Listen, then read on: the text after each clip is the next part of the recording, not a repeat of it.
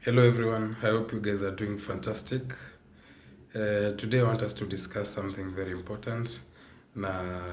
It's something that a mother asked on my previous videos. Na ilikuwa about, alikuwa anashangaa ni nini maziwa yake imepotea. Amejifungua vizuri, amekuwa na adequate breast milk, but all of a sudden within 3 weeks maziwa yake imepotea. So she just wanted to know what affects breast milk production, and I've decided to do a video about that. So if you're new to the channel, my good name is Ken and I am a certified nutritionist. I also do content about nutrition and lifestyle. Kindly consider subscribing to the channel and follow up for more information. And if you are my returning subscriber also, I say thanks and may God bless you. Continue subscribing to the channel, continue sharing my videos, liking, commenting, and may we grow together. So today, I've decided to do a video about the factors that affect breast milk production, and without wasting much time, let's start. So the first point is about stress.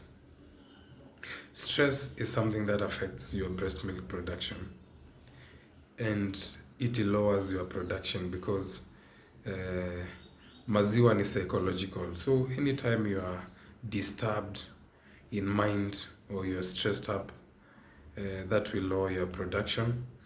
So you just try as much as you can to handle that stress in the right way, because we are human.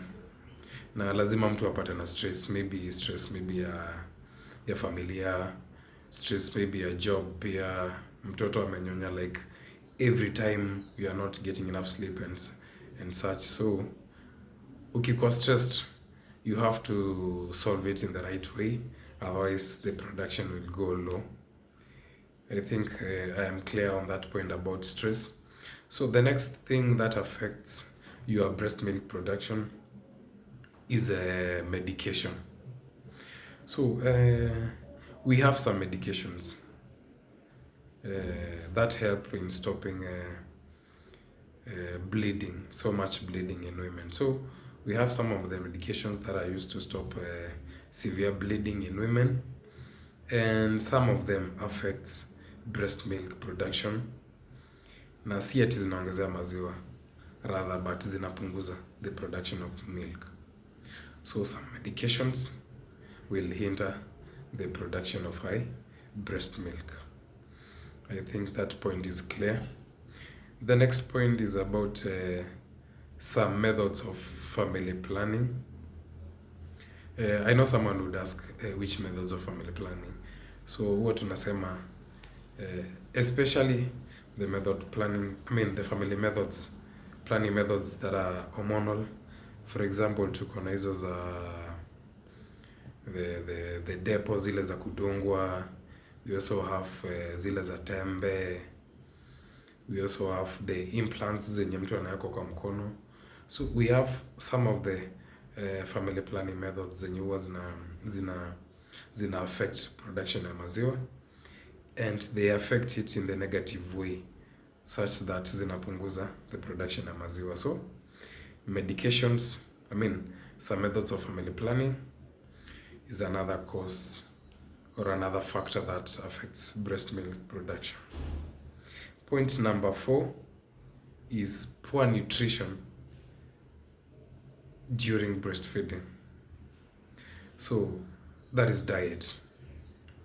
Diet also influences your breast milk production. So if you don't know the right foods to take during, when you're breastfeeding and lactating, so utapata the production inapungua. But if you have the knowledge or the know-how about foods that will increase your breast milk production, itaongezeka. So diet is one of the factors that will affect the production of milk. So that is the point number 4.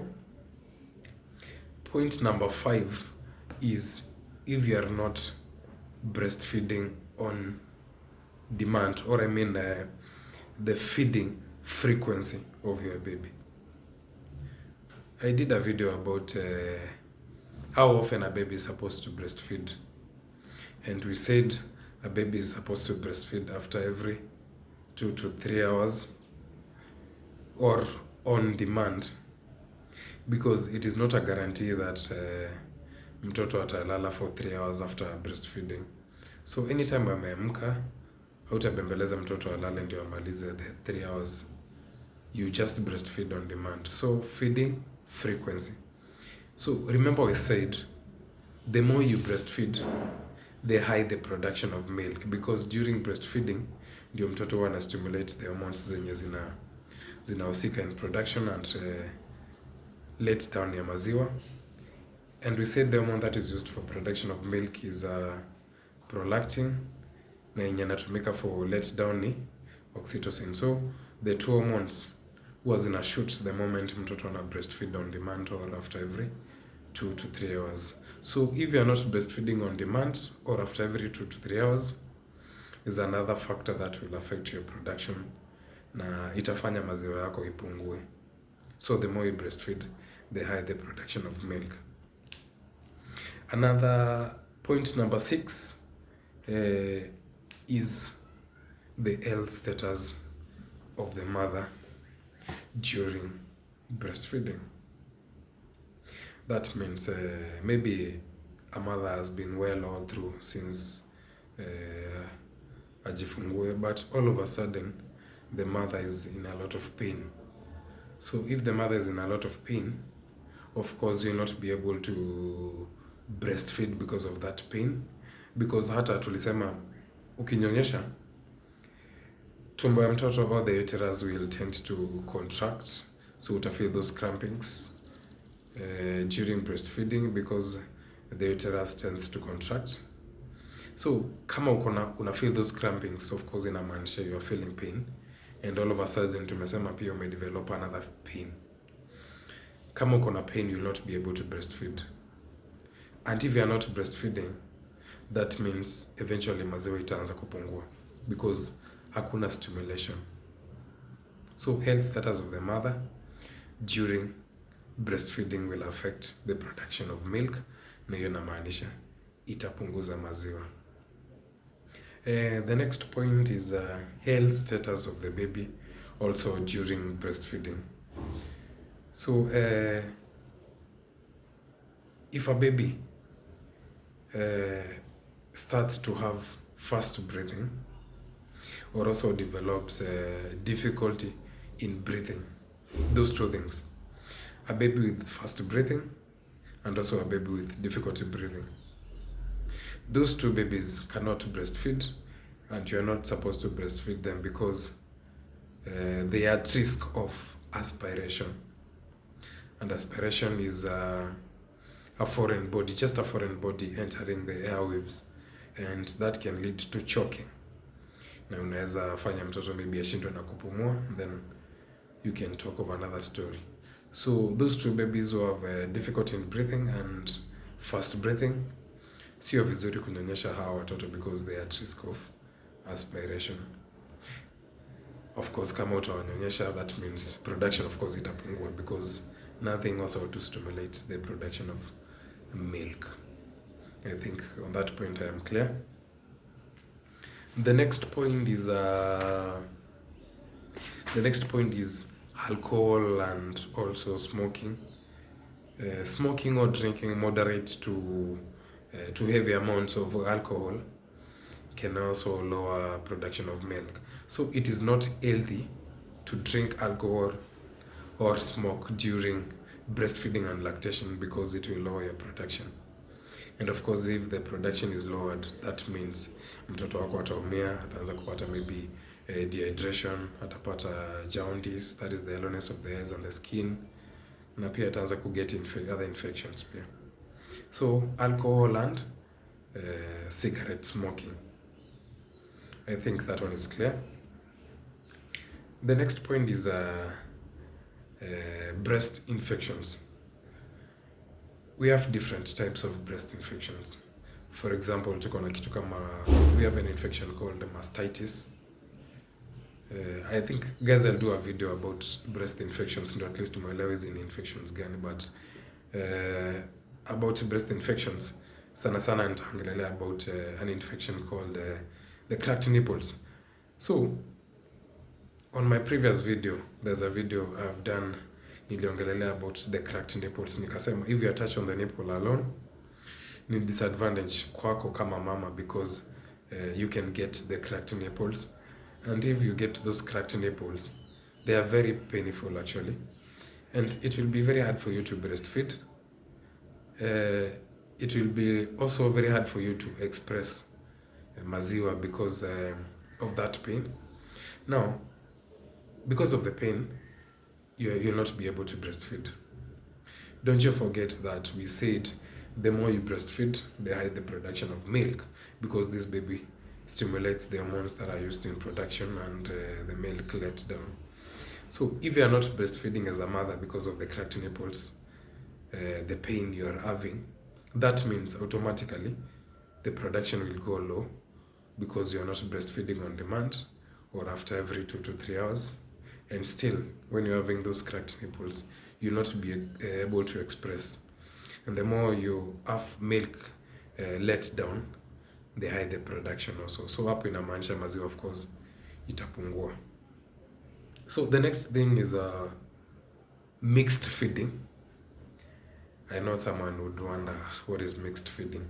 So mixed feeding is giving any other food apart from breast milk to a baby who's below 6 months. Even giving formula milk, yenye tunaita ni nan, even giving formula milk is mixed feeding.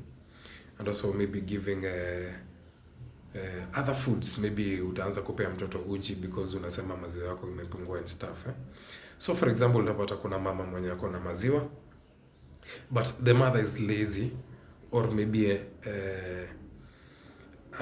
ameanza kwenda kazi and the shift maybe ni tricky kwake, ama maybe yeye anataka kupea mtoto, anataka kukorogea mtoto maziwa, the formula milk, ndio maybe aende starehe zake or something. So ukikorogea huyo mtoto hiyo maziwa and then you just feed that baby, inamaanisha of course atashiba. So anytime umekaa mtu huyo unataka kumnyonyesha, hanyonyi vizuri because mtoto ameshiba already, hana hiyo njaa. So kama anyonyi of course inamaanisha stimulate hiyo maziwa. Or else maybe kama umeanza kumpea uji because maybe umeenda wapi and you don't have that knowledge about feeding a baby who is below 6 months. So that means of course production itaanza kupungua, because huyo mtoto anyonyi as frequent or anyonyi on demand or after every 2 hours. That means the production will go low. So mixed feeding is another factor that will hinder the production of milk, na that one will lower the production. So the next point is about sleep. Sleep is a point that is very important. Na getting enough sleep is important when a mother is breastfeeding, because now you need some rest ndio hata maziwa iweze kutengenezwa. But tuseme you are not getting enough sleep, mtoto anashinda kunyonya maybe from morning until late hours because hauna production ya kutosha, so unapata huyo mtoto hashibi. So kama huyo mtoto hashibi, atashinda kubreastfeed anytime. So that means you not sleep as a mother. And if you are not getting enough sleep, actually sleep affects a hormone that inahusika in production ya maziwa yenye tunaita prolactin. So sleep affects the prolactin hormone that is used for production. That means if you are getting enough sleep, the prolactin hormone will be high, so utakuwa na high production pia ya maziwa. But if you are stressed up, hujalala, umeshinda kunyonyesha mtoto kutoka asubuhi mpaka jioni, hashibi, that is why I advise mothers, the moment you realize that mtoto wako ni kama hashibi, anashinda kwa matiti every time, you have to go to the hospital to seek medical advice, because akishinda kunyonya hapo and you are not getting enough sleep, it will be an issue for you, na hiyo maziwa itapungua, because nimesema sleep affects the prolactin hormone that is used for production of breast milk. So sleep is another point that affects breast milk production. So we've come to the end of the video. I think I have discussed a few points or factors that affect the production of milk, and naweza zipitia tu just to mention them because I have explained every point and I think it's clear. So naweza pitia tu just mentioning them ndio we come to the end of the video. So number one, I've said stress, and number two, I've talked about medications. Number three, I've also talked about some methods of family planning. Number four, I've talked about diet or poor nutrition during breastfeeding and lactation. I have also talked about feeding frequency. That means if you're not breastfeeding on demand, because we said a baby breastfeeds after every 2 to 3 hours on demand. And also I've talked about health status of the mother during breastfeeding and lactation. Hapo ndio tumeongelea about pain. And I've also talked about health status of the baby during breastfeeding. Hapo tukaongelea about difficulty in breathing and also fast breathing. We've also talked about alcohol and smoking, wenye tumesema inapunguza production ya maziwa. And the next point is we've talked about breast infections. We've also talked about mixed feeding, and the last point was about sleep. So those points affect production of milk. I think I have answered that question about what affects the production of milk. And any mother outside who didn't know what could affect the production of milk, I think we may discuss here. So I would like to say thank you for watching my video until the end.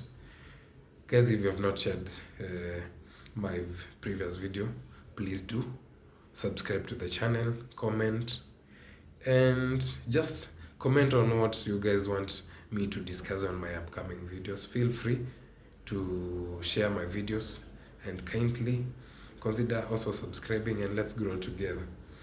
So I would like to appreciate you for the time you've taken to watch my video. For my new subscribers, and if you are new to the channel, I've said my name is Ken and I am a certified nutritionist, and I also do content about nutrition and lifestyle. So feel free to join the family. Let's grow together, let's learn. Nutrition is so wide, and let's learn together. So thanks for everything, and may God bless you. Let's meet on my next video. Thank you.